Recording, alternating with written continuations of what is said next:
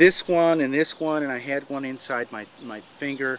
The ones that, than some of the things that I have on my body. I mean, if I were to go through, I mean, I'm sure you're going to find small little pimples. If you're, and many of them are very specific tests, so if you're looking for virus, you have to use viral media.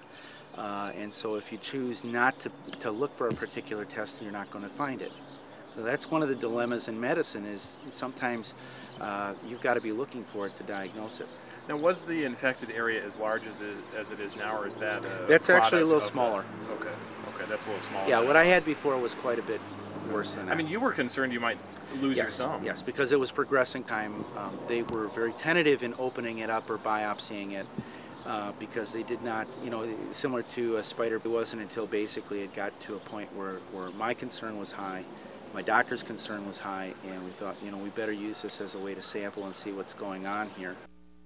We are particularly interested in hearing from members of the public who have had some form of contact with prairie dogs since April 1, and we are continuing to take calls from people who have a fever and or rash illness after contact with any non-common small household mammal.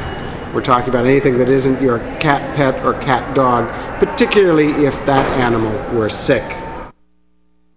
Those who would be considered for vaccination include people who are household members of those suspect cases, people who may have participated in the direct medical care of those suspect cases, people who have come into contact with sick animals or who may in fact be inspecting animals who may be sick from monkeypox, and people who have had significant environmental exposure to areas where sick animals have been kept.